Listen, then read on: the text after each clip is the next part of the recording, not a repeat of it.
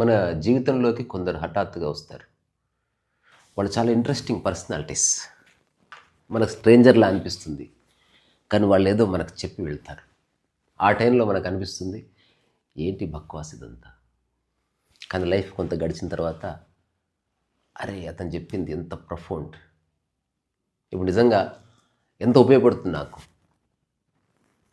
నాకొక ఫ్రెండ్ ఉండేవాడు.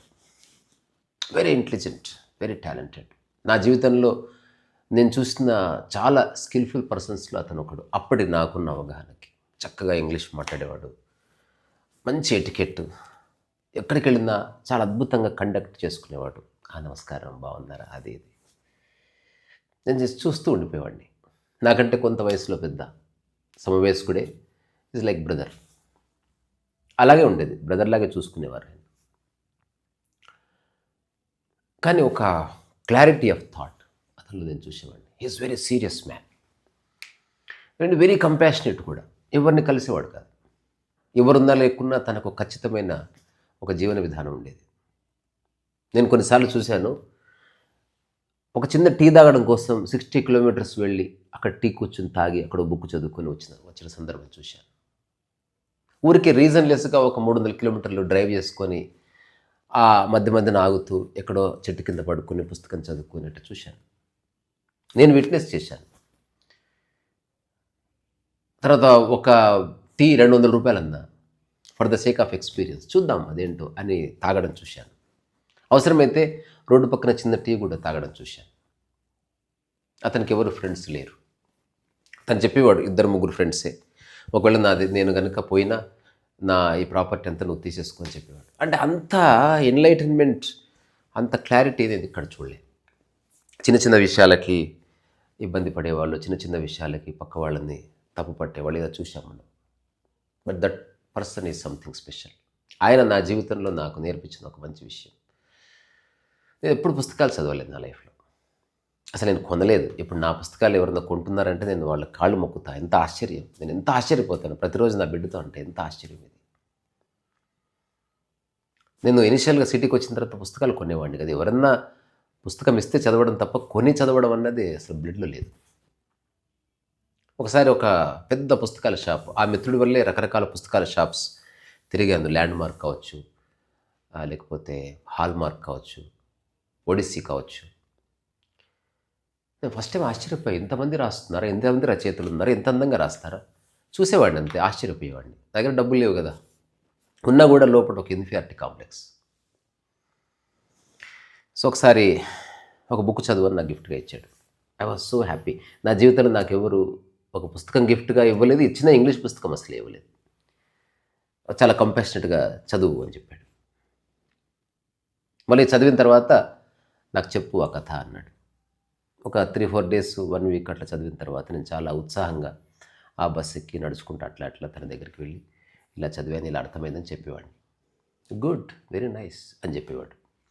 ఆ తర్వాత మళ్ళీ ఒక 15 డేస్ తర్వాత మళ్ళీ అలాంటి సందర్భం వచ్చింది. మళ్ళీ ఇంకొక బుక్ షాప్కి వెళ్ళాం, రోడ్ సైడ్ బుక్స్ చూసాం. మళ్ళీ ఇంకో బుక్ గిఫ్ట్గా ఇచ్చాడు. నేను మళ్ళీ వెళ్ళి చదివాను. మళ్ళీ మూడోసారి ఇంకో బుక్ గిఫ్ట్గా ఇచ్చాడు. చదివిన తర్వాత 4th టైం మళ్ళీ బుక్ షాప్కి వెళ్ళాం. సో నా మైండ్లో ఒక ట్యూన్ అయింది, ఇతను పుస్తకం గిఫ్ట్గా ఇస్తాడు.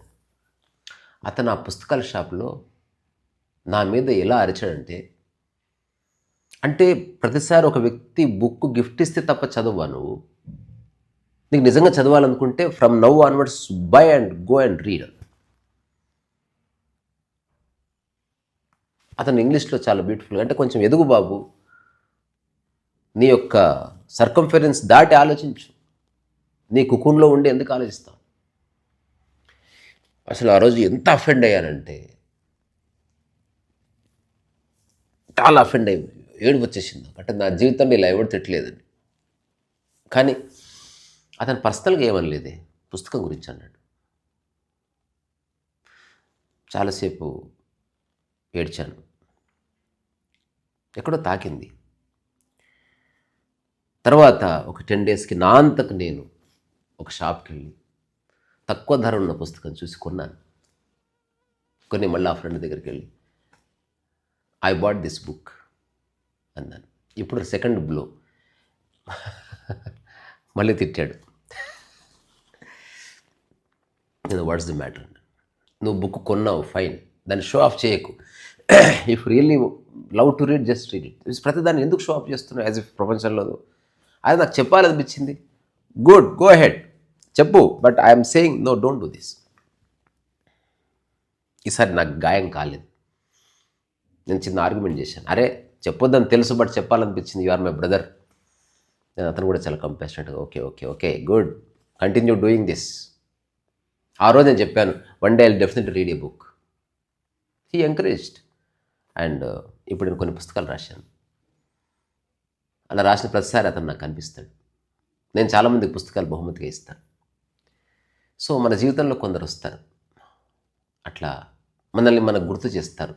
మన బౌండరీలో ఉండి ఇరుక్కుపోయి ఉంటాం, ఒక్క తన్నుదంతారు, బయటపడతాం. అందుకే మీరు కొందరికి అట్లా అవ్వాలి. కొన్నిసార్లు హార్ష్, ఎవరికైతే అర్థం చేసుకునే క్యాలిబర్ ఉందో అట్లాంటి వాళ్ళతోనే మీరు హార్ష్గా ప్రవర్తించినా వర్కౌట్ అవుతుంది. Sensitive people no it won't work. అట్లాగే మీ జీవితంలో కొందరు వస్తారు. ఇంగ్లీష్లో ఒక హర్బింగర్ అని ఒక పదం ఉంటుంది. అంటే వాళ్ళు వస్తారు మన లైఫ్లోకి, ఒక శుభాన్ని మోసుకొని వస్తారు. వాళ్ళు మనకు ఒక మంచి చేయాలని చూస్తారు, స్వార్థం లేకుండా చేస్తారు. సో అట్లా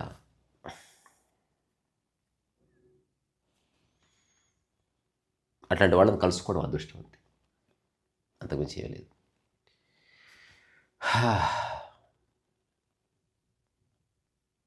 ఓకే, సో నాకు వెళ్ళిన తర్వాత ఫోన్ చేయి.